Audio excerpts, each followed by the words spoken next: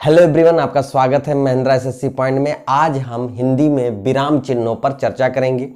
पूरी प्रक्रिया के दौरान पूरे पुस्तक में आप देखे होंगे हर जगह पर ऐसे चिन्हों का प्रयोग किया जाता है। ये चिन्ह क्यों लगाए जाते हैं?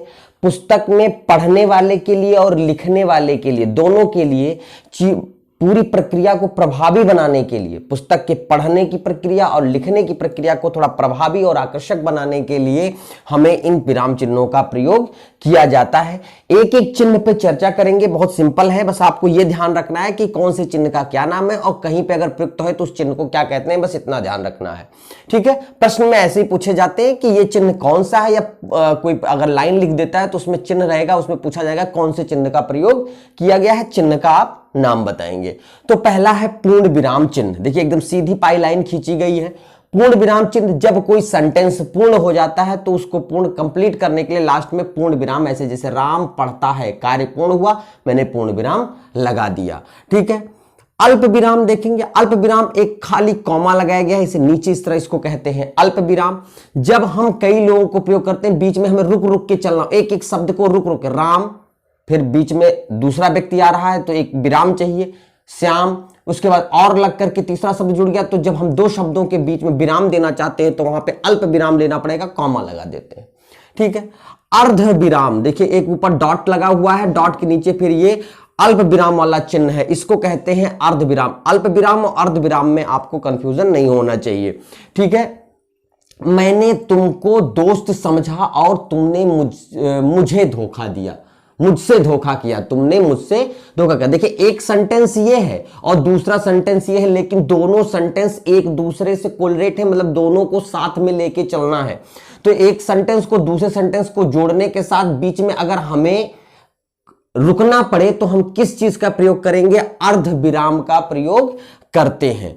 प्रश्न सूचक, प्रश्न सूचक आप देख रहे होंगे, प्रश्न सूचक आपने बहुत बार क्वेश्चन के लिए जो हम प्रयोग करते हैं, कोई भी क्वेश्चन आपसे पूछा तुम आजकल कहां रहते हो, तो हम यहां पर कौन से प्रश्न सूचक का प्रयोग करते हैं?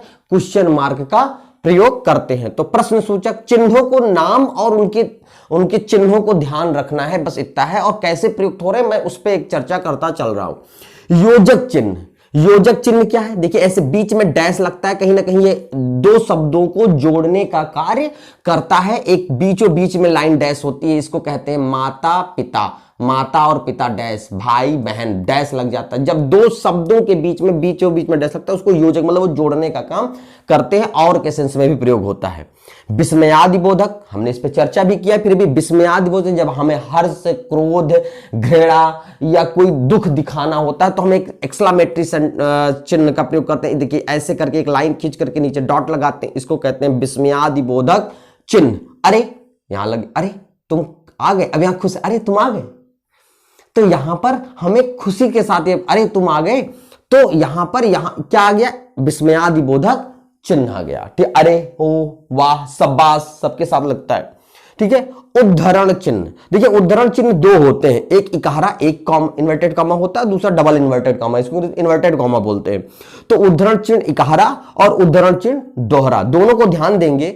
जब हम किसी शब्द पर फोकस मारते हैं, जब हम किसी शब्द पर फोकस मारते हैं तो हम इकहारा चिन्ह लगाते। गोदान प्रेमचंद, देखो इस पे हमें फोकस देना है और एक शब्द है तो हम इस पर क्या लगा देते हैं? इकहारा चिन्ह लगा देते हैं। ठीक है। उसके बाद उद्धरण दोहरा चिन्ह का प्रयोग होता है जब हम किसी दूसरे व्यक्ति के वाक्य को सीधा हम लिख रहे हैं और उस चीज को हाईलाइट करना, जैसे तुलसीदास जी ने कहा है पराधीन सपनहु सुख नाही। तो तुलसीदास जी ने कहा है, मैंने पूरा सेंटेंस नहीं लिखा, मैंने लिखा तुलसीदास जी ने कहा है, अब ये बात हमें कहनी है तो ये उनकी कही गई बात है और इसको हमें क्या करना है? हाईलाइट करना, तो हम इसको डबल इन्वर्टेड कॉमा के बीच में लिख देते हैं। तो ये होता है डबल। जब किसी की बातों को लिखना होता है तो हम उसको डबल इन्वर्टेड कॉमा में, और जब किसी शब्द को हमें फोकस करना होता है, ठीक है, तो हम क्या करते हैं? किसी शब्द फोकस करें सिंगल इन्वर्टेड कॉमा में फोकस करते हैं। ध्यान रखना है कब डबल इन्वर्टेड, कब सिंगल इन्वर्टेड। निर्देशक चिन्ह, निर्देश देखिए बीचों बीच में बड़ा सा डैश होता है, एक योजक एक छोटा डैश होता है, ये किसी शब्द के बीच में नहीं लगता, वाक्य पूर्ण होना या किसी शब्द के बाद लगेगा, उसके आगे कोई बात नहीं कही जाएगी। और उसके बारे में हम नीचे निर्देश, मतलब अब इस आगे निर्देश दे रहा है कि इसके आगे अब और बात है। ठीक है। सिमिलरली उसी तरह विवरण चिन्ह भी होता है भैया, उसी तरह विवरण चिन्ह होता है। विवरण चिन्ह देखिए यहां पे एक छोटा सा डैश है, डबल डॉट करके है, डबल डॉट और डैश है। ये कहता है कि जब हम किसी प्रश्न के आगे लगा देते हैं, जैसे पालन करें, ये देखिए मैंने लिखा पालन करें, कृपया निम्नलिखित नियमों का पालन करें, तो हम विवरण देंगे कि किन किन नियमों का। तो उसका जब हम इस तरह लगा देते हैं तो उसका मतलब उसका विवरण नीचे दिया गया है। निर्देश देने का मतलब अब इसके आगे प्रक्रिया शुरू होगी। तो ये निर्देश चिन्ह है, ये विवरण चिन्ह है। निर्देश और योजक चिन्ह में ध्यान रखना है कि निर्देश चिन्ह थोड़ा बड़ा होता है, योजक चिन्ह थोड़ा सा छोटा होता है। ठीक है। कोष्ठक देख लीजिए, कोष्ठक में ये मैं सारी चीजें कोष्ठक के अंदर ही लिख सकता हूं। एक कोष्ठक और होता है, ध्यान देंगे ऐसे कोष्ठक, जब हम किसी बात के बारे में उस किसी व्यक्ति को या संदर्भ कर रहे हैं, कोई चीज किसी के बारे में कही जानी है और उसको अलग करना है, उसमें जोड़ना नहीं है, तो उसको कोष्ठक में लिख देते हैं। जैसे कोष्ठक देखिए, ये होता है छोटा कोष्ठक, इसे कहते हैं मंझला कोष्ठक, इसे कहते हैं बड़ा कोष्ठक। जैसे मैंने लिखा राम मर्यादा पुरुषोत्तम है। अब हम राम को थोड़ा डिफाइन करना चाहते हैं कि कौन से राम, तो राम को हमने विवरण में लिख दिया दशरथ पुत्र। तो ये चीज यहां पे होना अनिवार्य नहीं था, लेकिन जब हम इनको किसी चीज से इंट्रोड्यूस कराना चाहते हैं, इंट्रोड्यूसिंग शब्द होता है और उसको लिखना है और आवश्यक नहीं है बीच में कि उनकी आवश्यकता तो भी डालना चाहते हैं, तो उसको हम क्या करते हैं कोष्ठक के साथ डाल देते हैं, तो वो उतनी चीज अलग भी रहती है और वो वहां पर उन चीज को क्या करती है, इसकी परिभाषित भी करती रहती है। ठीक है।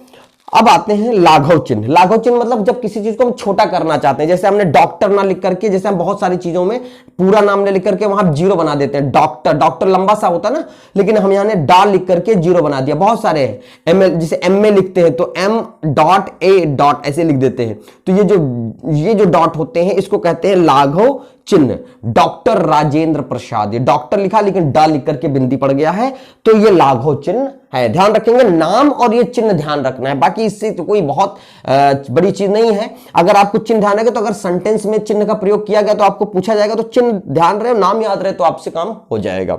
ठीक है। अब होता है संक्षेपक। संक्षेपक देखिए डॉट डॉट डॉट, हमें याद होगा हम लोग जब 9th-10th में पढ़ते हैं तो हमें जब किसी चीज को वो करना है, बहुत बड़ा कविता है, अब उसके बारे में भावार्थ या लिखना है, तो हम उसको ऐसे लिख देते थे, जैसे तुम बिन हो, तो बहुत बड़ा सा कंटेंट लास्ट में समझो आए, तो हम क्या लिख देते, तुम बिन, फिर dot dot dot dot, last पहला वर्ड लिखते थे, फिर डॉट डॉट करके पूरा लास्ट वर्ड। तो उसी चीज को जो डॉट डॉट डॉट लास्ट तक लिखा जाता था, उस शब्द को कहते हैं संक्षेपक। 9th-10th में जो बच्चे हिंदी पढ़ते हैं या जिन लोगों ने पढ़ा है उस देखे होंगे कि जब भावार्थ या संदर्भ या उसका अर्थ लिखना होता था, तो जो सेंटेंस होता था उसको हम ऐसे संक्षेपक के तरीके से ऊपर लिख देते थे, फिर उस पे उसका संदर्भ, उसका भावार्थ सब लिखते थे। पूरक। पूरक मतलब क्या होता है? पूरक मतलब ये होता है कि मान लीजिए कभी कोई शब्द छूट गया, यहां पूरक का मतलब इसको एक कहते हैं, ये चिन्ह लिखा है, इसको हंस पद भी कहा जाता है, हंस पद भी कहा जाता है। ध्यान रखेंगे, मतलब जब हम कोई बात कहते कहते छूट गए, अब उस बात को उस कॉपी में भरना है, तो हम हंस पद का चिन्ह लगा करके, जैसे राम पत्र है, अब ये लिखना छूट गया, मान लो लिखता है, तो हमने हंस पद लगाया, मतलब पूरक लगाया, ऐसे लगा करके ऊपर ही उसके क्या लिख दिए, लिखता शब्द लिख दिए, तो राम पत्र लिखता है। अब ये कंफर्म हो गया कि राम पत्र के बाद लिखता शब्द आएगा, ये इस शब्द को पूरक चिन्ह, इसको हंस पद कहकर ज्यादा पुकारा जाता है। ठीक है, पूरक चिन्ह।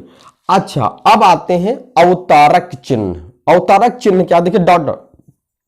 कभी कभार ऐसा होता है हम लोग जब कोई चीज पढ़ रहे होते हैं और वही चीज बार बार लिखनी होती है नेक्स्ट लाइन में, नेक्स्ट लाइन में, तो हम ऐसे कॉमा कर देते हैं। जैसे अभी मान लीजिए ये बात पूरी लिखनी है और दूसरी लाइन में भी लिखनी है, तो हम इसी चीज को ऐसे ऐसे कर देंगे कि हाँ लिख गया, यही सेम चीज। अवतरक मतलब ऊपर वाली चीज सेम नीचे लाइन में क्या हो गई, उतर गई, इसी को कहते हैं अवतरक चिन्ह, जिसको हम इस तरह से इंडिकेट करते हैं। तो इतनी चीजें हो गई, 2-3 और है, ध्यान देंगे। एक तो आप चिन्ह को देख रहे होंगे, जब पूरी किताब पढ़ चुकते हैं बहुत, तो लास्ट में या तो इस टाइप का सिंबल बना होता है या कहीं पे आजकल ऐसे बन के आ रहे हैं, ऐसे चिन्ह बन के आ रहे हैं, इसको कहते हैं समाप्ति चिन्ह। इसको क्या कहते हैं, समाप्ति चिन्ह कहते हैं, कि किताब अध्याय कंप्लीट हो गया, ये हो गया आपका समाप्ति चिन्ह। ठीक है। बराबर का चिन्ह अगर हिंदी में प्रयोग होता है तो उस चिन्ह को, बराबर का सिंबल हम गणित में तो बराबर कह लेते हैं, इक्वल टू कहते हैं, लेकिन हिंदी में इसको तुल्यता चिन्ह कहा जाता है। क्या कहा जाता है, तुल्यता चिन्ह कहा जाता है। ध्यान दीजिए, ये डबल डॉट करके ऊपर नीचे लिखे हुए हैं, इन चिन्हों को कहा जाता है अपूर्ण विराम।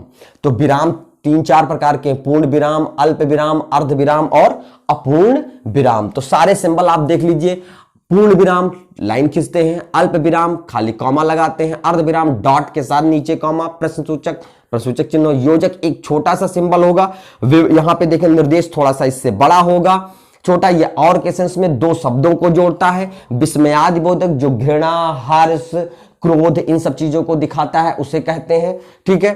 उद्धरण इकहरा सिंगल कब मैंने बताया था कि जब किसी सेंटेंस में किसी शब्द को फोकस करना हो तो इकहरा चिन्ह लगाते हैं।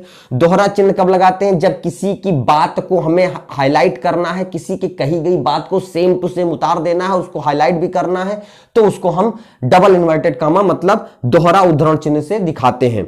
निर्देशक चिन्ह मैंने बताया था कि जब हम किसी बारे में शुरू करने वाले हो तो बात को इंडिकेट करना हो तो हम निर्देशक चिन्ह थोड़ा बड़ा लगाते हैं। विवरण चिन्ह जब हम किसी विवरण चिन्ह इस टाइप का होता है जब हम किसी बीच में किसी शब्द का प्रयोग मैंने किया है और उस शब्दों को बार बार लिखने वाले हैं तो उसको विवरण चिन्ह कहते हैं। जैसे कृपया निम्नलिखित नियमों का पालन करें, सारे नियम नीचे लिखे जाएंगे। लाघव चिन्ह मैंने बताया था किसी शब्द को छोटा करना हो तो आगे वो एक शब्द लिख करके जीरो बना देते हैं। यहां कोष्टक छूटा है। कोष्टक 3-4 प्रकार के होते हैं, रेखांकित कोष्टक होता है, मंझला कोष्टक, छोटा कोष्टक और बड़ा कोष्टक होता है, ठीक है। संक्षेपक कैसे होते हैं, डॉट डॉट डॉट आपको मैंने क्लियरली बता दिया है। पूरक चिन्ह जिसे हंस पद भी कहा जाता है, जब कोई शब्द छूट जाता है तो उसको हंस पद लगा करके फिल किया जाता है। अवतारक चिन्ह जब हम किसी की सेंटेंस को दोबारा उस दूसरी लाइन में वही उतारना चाहते तो हम इस तरह से चिन्ह लगा करके उसको क्या कर देते हैं, अवतारक कह देते हैं, ठीक है। अब ये आ गया आपका समाप्ति चिन्ह जो इस तरह से भी और इस दोनों तरह से भी प्रयोग किया जाता है। तुल्यता चिन्ह जब बराबर के चिन्ह को तुल्यता चिन्ह कहा जाता है और 2 डॉट ऊपर नीचे हो तो इसको कहते हैं अपूर्ण विराम चिन्ह कहा जाता है। तो ये हो गए पूरे विराम चिन्ह। मैंने बताया लेखन प्रक्रिया और पढ़ने की प्रक्रिया को प्रभावी बनाने के लिए ही विराम चिन्हों का प्रयोग किया गया है और हिंदी में ये इनका प्रयोग किताब को सुंदर बनाता है, पढ़ने में भी आकर्षक बनाता है और लिखने में भी आकर्षक बनाता है। तो विराम चिन्हों का अपना अलग ही महत्व है और यहां से भी प्रश्न आपसे पूछे जाते हैं, ठीक है। तो आप इसको भी पढ़ेंगे, अभी हिंदी चल ही रही है, बहुत लंबा मैराथन है, ठीक है। तो बस आज के लिए इतना ही। जय हिंद, जय भारत।